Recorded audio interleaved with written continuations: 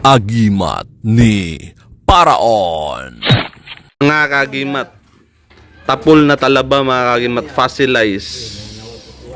fossil sa talaba mga kagimat to. Base sa science mga kagimat, talaba to sa matagal na panahon naging fossilized na siya. Tapol na siya mga kagimat. Sa mga antingeros, sa mga mahilig sa mutya, anting-anting ito. Palagi siya ritualan, may basbasa naman dyan, blessingan dyan mga kagimat. Dito din ang mga panggamutan, mga ritual, katulad sa kanya, nanggamot sila. So, naritualan na to para madagdagan ng lakas at pwersa, malagyan ng ang gabay niya mamalagi, tapos masaniban to ng kapangyarihan ng hindi basta-basta. Ang basbas at ritual na ginamit nito mga kagimat ay kabal at kunat, mga depensa sa bakbakan, sa barilan, sa patalim at sa lahat ng bagay na mga delikado ay maliligtas ka. Pero kailangan siyang, ang mga ganito kasi nauri mga kagimat, yung mga mutya, aandar siya na walang dasal. Basta ang importante, ma-maintain siya ng blessing or basbas o ritual. Ma-maintain mo siya palagi, aandar siya. Pero sa akin mga kagimat is maganda, sa Diyos ka magdasal, lahat ng kapangyarihan kasi nanggaling sa Kanya, siya ang nag-create ng mga bato, ng mundo, sa lahat ng bagay makikita at hindi makikita, ang Diyos nag-create niyan. Ang Satanas wala naman niyang kapangyarihan, pero pwede silang maka-attach sa kahit na anong object.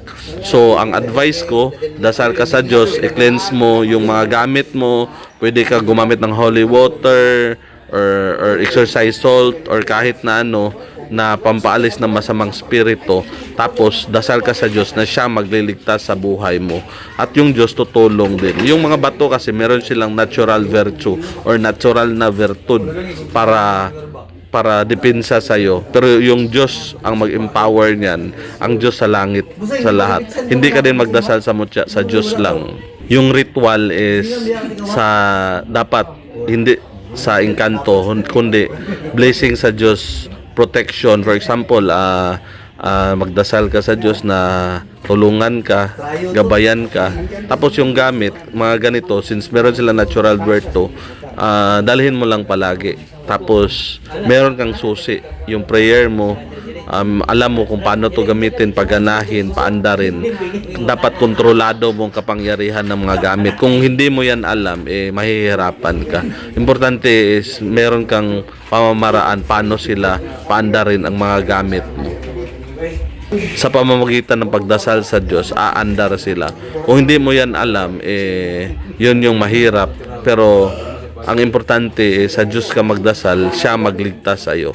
Yun namang mga yung ibang antingero, sa ritual lang talaga sila.